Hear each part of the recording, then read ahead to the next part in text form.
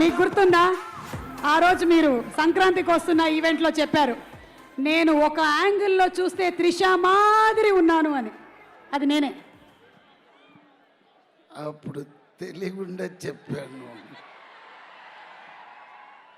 Good evening everybody. Raja Saab వచ్చేసారు. ఆయన another 2 minutes లోపల వచ్చేస్తారు. ఈ సినిమా గురించి చెప్పాలంటే ముందుగా నేను ఒక మనిషికి థ్యాంక్స్ చెప్పాలి.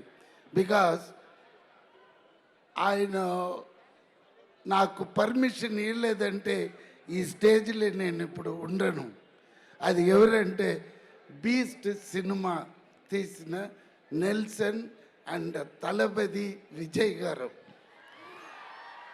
ఎస్, విజయ్ గారు ఇచ్చిన ఆ ఒక డైలాగ్ పర్మిషన్లో నేను ఇప్పుడు ఇక్కడ ఉన్నాను. ఎవర్రా నువ్వు ఇంత స్మార్ట్, అది ఒక్క డైలాగ్ అండి. అదే గిరి అడుగుతాడు, నేను ఇన్ని సినిమాలు చేసినాను, నీకు ఒక్క డైలాగ్లో వచ్చి ఇప్పుడు నాతో ఈక్వల్గా చేస్తున్నావని గిరి నన్ను అడిగాడు.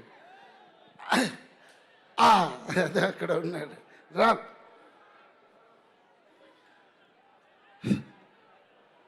సో ఈ సినిమాలో చేసిన నేను ఒక్కరోజు 2 రోజు కాదండి, టోటల్లీ 55 days నేను ఈ సినిమాలో యాక్ట్ చేశాను.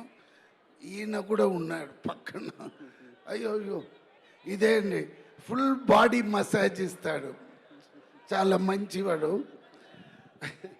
అదే ఎప్పుడు వస్తున్నారా మేడం? తర్వాత అదన్నీ చూడొచ్చు. ఏమైనా పాట పాడిస్తాం. కానీ ఈ సినిమాలో దయ్యాల గురించిన ప్రస్తావన ఉంది. మీరు ఎప్పుడైనా దయ్యాన్ని చూసారా? అక్క, ఈ సినిమాలో పెద్ద తాత ఉన్నాడు. అక్క, ఈ సినిమాలో ఒక పెద్ద తాత ఉన్నాడు. ఎస్, కథ అన్ని చెప్పేస్తాడు. హారర్ ఫిలిం అంటే సస్పెన్స్ ఉండాలి. నోరు ఒక మరి కాదు, వాళ్ళే చెప్తారు కథ. మీరు నేను ఏంటి చెప్పేది, తాత గురించి వాళ్ళే చెప్తారు. ఇక్కడ తాత వైరు కొరికేసాడేమో చూడండి రా అనేది కాదు తమ్ముడు. ఆ తాత మీ అందరు నరాలు తెంపేస్తాడు సంక్రాంతికి, కాచుకోండి అంతే. అలా ఉంటుంది సార్. మీరు సినిమా మొత్తం ఒక్కసారి చూసేసారా సార్? మీకు ఆల్రెడీ యాజ్ అ ఆడియన్స్ మీరు చూసేసి ఉండుంటారు కదా సినిమాని డబ్బింగ్లో. ఎడిట్లో మనతో ఎగిరిపోయింది. మీకేం కావాలి? ఏం లేదు సార్, ఇప్పుడు నిధి ఉంది, మాళవిక ఉన్నారు. ఈ ముగ్గురి పర్ఫార్మెన్సెస్లో ప్రభాస్ వచ్చేసారు. మనిషి నిశ్శబ్దంగా ఉంటాడు కానీ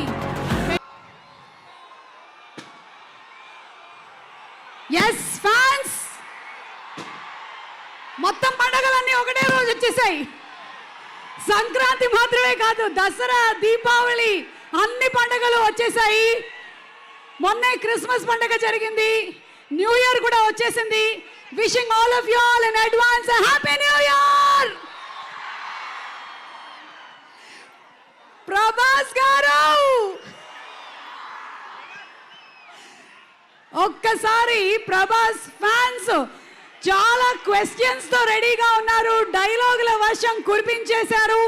but before all of that, బాహుబలితో ప్రపంచాన్ని జయించి డార్లింగ్ గా అందరి మనసుల్లోనూ చిరస్థాయిగా స్థానాన్ని సంపాదించి ఇప్పుడు నేను కొంచెం భయపడ్డాను అంటూ రాజాసాబ్లో టీజర్లో కనిపించి నెక్స్ట్ ఏం చేయబోతున్నారో మనందరం చూడటానికి రెడీగా ఉన్నాము.